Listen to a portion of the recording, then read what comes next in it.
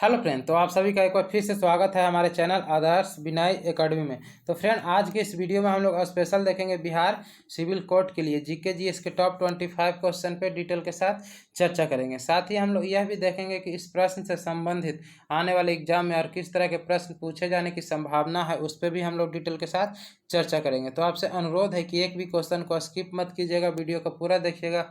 और यदि आपको यह वीडियो पसंद आए तो प्लीज़ हमारा चैनल है आदर्श विनय एकेडमी, हमारे चैनल को सब्सक्राइब करके बेल आइकन को ऑन जरूर कीजिएगा। यदि आज की इस सीरीज की बात करते हैं तो आज का यह सीरीज नंबर हमारा कितना है? 1 है। तो चलिए आज की इस सीरीज को प्रारंभ करते हैं और देखते हैं कि आज का हमारा पहला प्रश्न क्या है। तो आज का हमारा सबसे पहला प्रश्न है, लखनऊ में 1857 के विद्रोह का नेतृत्व किसने किया था? करेक्ट आंसर आपको बताना है कि लखनऊ में जो 1857 ईस्वी में विद्रोह हुआ था उसका नेतृत्व किसने किया था। ऑप्शन नंबर ए हमारा क्या दिया गया? ऑप्शन नंबर ए में हमारा दिया गया तात्या टोपे ने किया था, बी हमारा दिया गया बेगम हजरत महल ने किया था, सी हमारा दिया गया वीर सावरकर ने किया था, या डी हमारा दिया गया वीर कुंवर सिंह ने किया था। तो करेक्ट आंसर किया जाएगा ऑप्शन नंबर बी हमारा क्या है?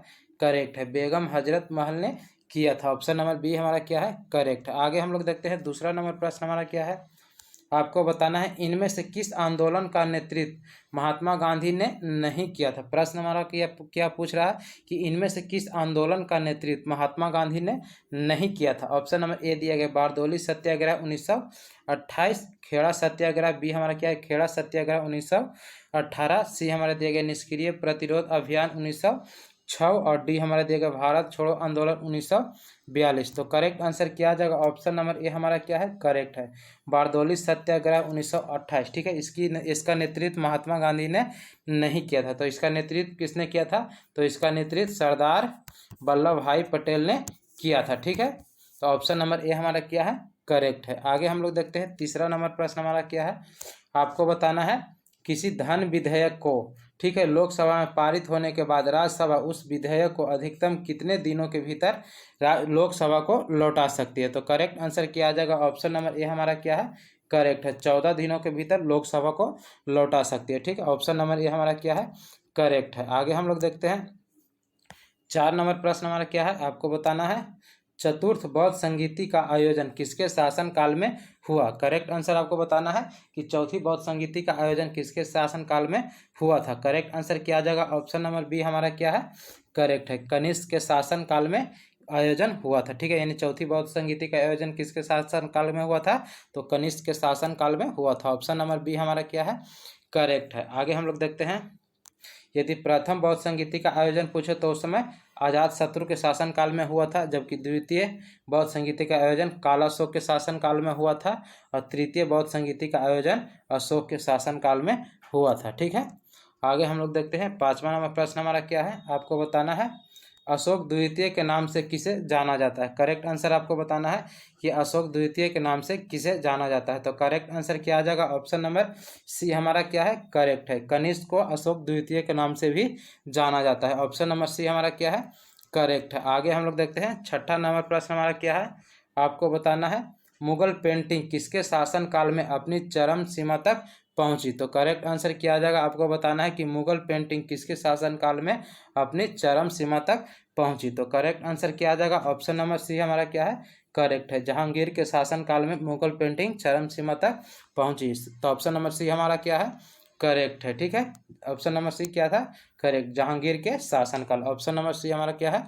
करेक्ट है। आगे हम लोग देखते हैं 7 नंबर प्रश्न क्या है। इकाई, ठीक है, इकाई समय में किसी वस्तु द्वारा तय की गई दूरी को क्या कहते हैं। करेक्ट आंसर आपको बताना है कि इकाई समय में किसी वस्तु द्वारा तय की गई दूरी को हम लोग क्या कहते हैं? औसत गति कहते हैं। ऑप्शन नंबर डी हमारा क्या है? करेक्ट है। आगे हम लोग देखते हैं 8 नंबर प्रश्न हमारा क्या है। आपको बताना है आरबीआई का मुख्यालय कहाँ स्थित है। करेक्ट आंसर क्या आ जाएगा? आपको बताना है कि आरबीआई का मुख्यालय कहाँ स्थित है। ठीक है, तो ऑप्शन नंबर डी हमारा क्या है?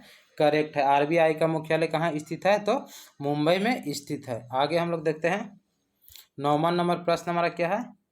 आपको बताना है इनमें से कौन सी धातुओं का उपयोग विद्युत तार बनाने के लिए किया जाता है। करेक्ट आंसर आपको बताना है कि इनमें से किस धातु का उपयोग विद्युत तार बनाने में किया जाता है। ठीक है, तो 9 नंबर का करेक्ट आंसर क्या आ जाएगा? तांबा का उपयोग किया जाता है, यानी विद्युत तार बनाने में तांबा धातु का प्रयोग किया जाता है।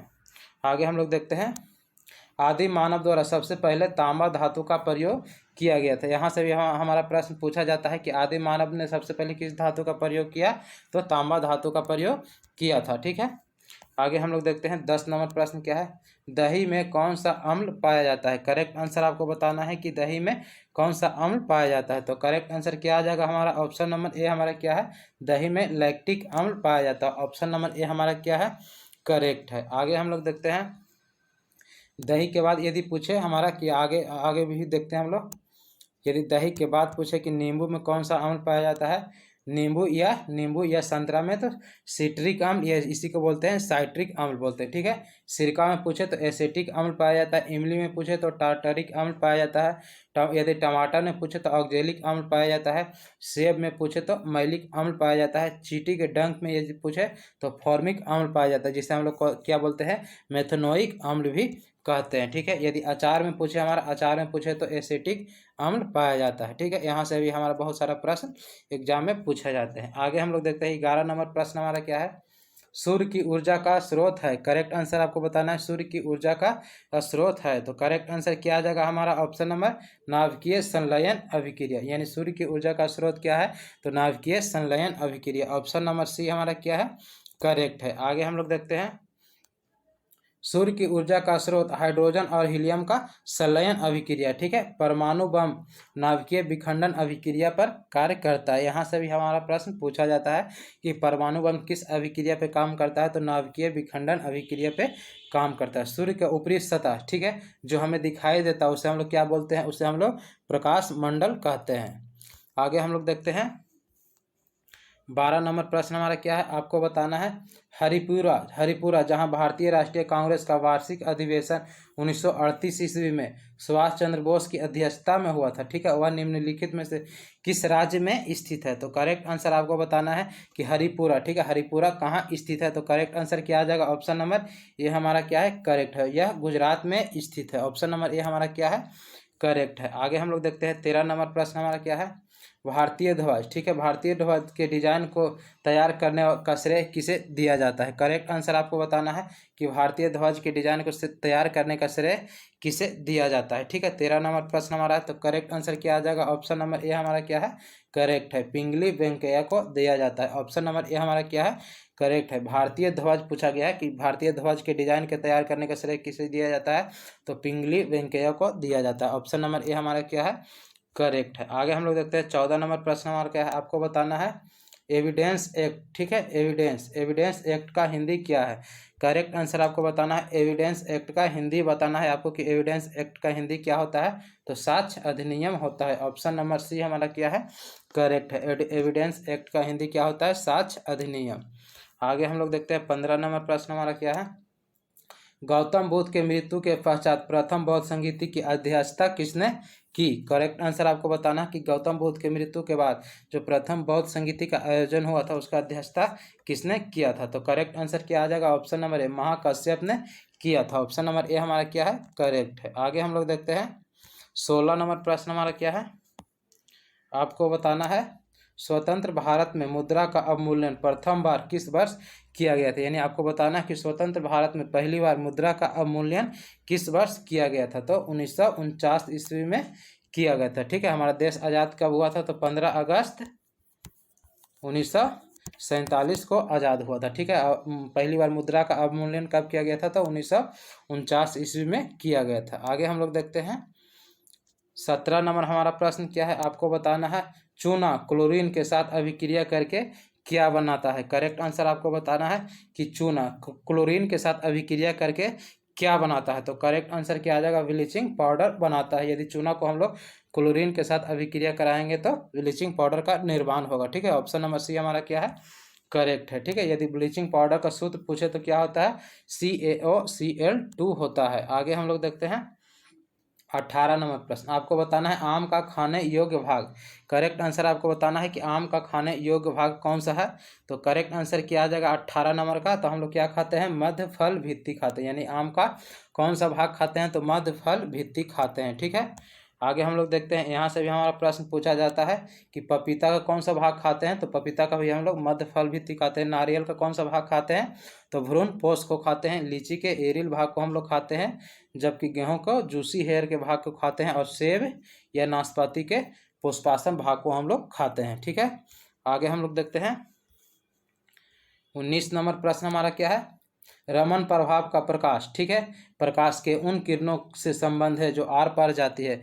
करेक्ट आंसर आपको बताना है कि रमन प्रभाव के प्रकाश के उन किरणों से संबंध है, ठीक है, जो आर पार जाती है। करेक्ट आंसर आपको बताना है ऑप्शन नंबर डी, सभी पारदर्शी माध्यमों में। ठीक है, एक प्रश्न आप लोग एक बार समझिएगा क्या पूछ रहा है कि रमन प्रभाव का प्रकाश, ठीक है, रमन प्रभाव का प्रकाश के उन किरणों से संबंध है जो आर पार जाती है। ऑप्शन नंबर ए दिया गया हमारा केवल द्रव में, बी हमारा दिया गया केवल प्रिज्मों में, सी हमारा दिया केवल हीरो में, या डी दिए गए सभी पारदर्शी माध्यमों में। तो करेक्ट आंसर क्या आ जाएगा इसका, हमारा ऑप्शन नंबर डी हमारा क्या है, करेक्ट है, सभी पारदर्शी माध्यमों में। ऑप्शन नंबर डी हमारा क्या है, करेक्ट है। आगे हम लोग देखते हैं 20 नंबर प्रश्न हमारा क्या है, आपको बताना है लोलक घड़ियां, ठीक है, गर्मियों में सुस्त हो जाती है क्योंकि। करेक्ट आंसर आपको बताना है ऑप्शन ए दिया है गर्मियों के दिन लंबे होते हैं, बी हमारा दिया गया कुंडली में घर्षण होता है, सी हमारा दिया गया लोलक की लंबाई बढ़ जाता है, डी हमारा दिया गया लोलक के भार में परिवर्तन हो जाता है। तो 20 नंबर का करेक्ट आंसर क्या आ जाएगा, ऑप्शन नंबर सी हमारा क्या है, करेक्ट है, लोलक की लंबाई बढ़ जाता है, गर्मियों में लोलक की लंबाई बढ़ जाता है। ठीक है, ऑप्शन नंबर सी हमारा क्या है, करेक्ट है। ठीक है, आगे हम लोग देखते हैं 21 नंबर प्रश्न हमारा क्या है, आपको बताना है समसूत्री विभाजन के किस चरण में क्रोमोसोम एक दूसरे से पृथक हो जाता है, ठीक है, यानी कि अलग हो जाता है। तो करेक्ट आंसर आपको बताना है कि समसूत्री विभाजन में किस चरण में क्रोमोसोम एक दूसरे से अलग हो जाता है। तो करेक्ट आंसर क्या आ जाएगा, ऑप्शन नंबर ए, हम बी हमारा क्या है, करेक्ट है, एनाफेज। ठीक है, एनाफेज, ऑप्शन नंबर बी हमारा क्या है, करेक्ट है। आगे हम लोग देखते हैं 22 नंबर प्रश्न हमारा क्या है, आपको बताना है पैरासीटामोल प्रयुक्त होता है। तो करेक्ट आंसर एक दवा आता है हमारा पैरासीटामोल, ठीक है, यह दवा का प्रयोग किसके लिए किया जाता है, ऑप्शन ए दिया गया प्रतिजैविक के रूप में, बी हमारा दिया गया मलेरिया रोधी के रूप में, सी हमारा दिया गया ज्वार रोधी के रूप में, डी दिया गया है सभी में। तो करेक्ट आंसर क्या आ जाएगा, ऑप्शन नंबर सी हमारा क्या है, करेक्ट है, ज्वार रोधी के रूप में करते हैं, पैरासीटामोल का प्रयोग ज्वार रोधी के रूप में करते हैं। ऑप्शन नंबर सी हमारा क्या है, करेक्ट है। आगे हम लोग देखते हैं 23 नंबर प्रश्न, आपको बताना है भारतीय राष्ट्रीय कांग्रेस का प्रथम अधिवेशन कहाँ आयोजित हुआ था। करेक्ट आंसर क्या आ जाएगा हमारा, आपको बताना है 23 नंबर प्रश्न का कि भारतीय राष्ट्रीय कांग्रेस का प्रथम अधिवेशन कहाँ किया गया था। ठीक है, तो करेक्ट आंसर क्या आ जाएगा 23 नंबर का, ऑप्शन नंबर सी हमारा क्या है, करेक्ट है, बम्बई में किया गया था। यानी भारतीय राष्ट्रीय कांग्रेस का प्रथम अधिवेशन कहाँ हुआ था, तो बम्बई में हुआ था। ऑप्शन नंबर सी हमारा क्या है, करेक्ट है। आगे हम लोग देखते हैं 24 नंबर प्रश्न, आपको बताना है अजंता की गुफाएं कहाँ स्थित है। करेक्ट आंसर क्या आ जाएगा, आपको बताना है अजंता की गुफाएं कहाँ स्थित है। तो करेक्ट आंसर क्या आ जाएगा, अजंता की गुफाएं हमारा महाराष्ट्र में स्थित है। ऑप्शन नंबर सी हमारा क्या है, करेक्ट है, महाराष्ट्र में स्थित है। आगे हम लोग देखते हैं, यदि हमारा पूछे कि एलोरा की गुफाएं कहाँ स्थित है, तो मध्य प्रदेश में स्थित है। एलिफेंटा की गुफा कहाँ स्थित है, तो मुंबई में स्थित है। बादामी की गुफा कहाँ है, तो यह भी हमारा कर्नाटका में स्थित है। और भीमबेटका गुफा कहाँ स्थित है, तो यह भी हमारा मध्य प्रदेश में है। इसका निर्माण किसने कराया था, तो रायसेन ने कराया था। ठीक है, आगे हम लोग देखते हैं 25 नंबर प्रश्न हमारा क्या है, आपको बताना है कि हमारे राष्ट्रीय ध्वज पर अंकित सत्यमेव जयते लिया गया है। करेक्ट आंसर आपको बताना है कि हमारे राष्ट्रीय ध्वज में जो सत्यमेव जयते शब्द है, यह शब्द कहाँ से लिया गया। ऑप्शन नंबर ए दिया गया मुंडको उपनिषद से, बी हमारा दिया गया भगवत गीता से, सी हमारा दिया गया सामवेद से, डी हमारा दिया गया पुराण से। तो करेक्ट आंसर किया आ जाएगा सत्यमेव जयते शब्द कहाँ से लिया गया है, तो ऑप्शन नंबर ए हमारा क्या है, करेक्ट है, मुंडको उपनिषद से लिया गया। ऑप्शन नंबर ए हमारा क्या है, करेक्ट है। ठीक है, तो फ्रेंड ये था आज का टॉप 25 क्वेश्चन जिस पे हम लोग डिटेल के साथ चर्चा किया। अगर ये वीडियो आपको पसंद आया होगा तो प्लीज़ हमारा चैनल है आदर्श विनय एकेडमी, हमारे चैनल को सब्सक्राइब करके बेल आइकन को ऑन जरूर कीजिएगा। तो फ्रेंड आज के लिए इतना रहने देते हैं, फिर मिलते हैं अगले वीडियो में, तब तक के लिए जय हिंद।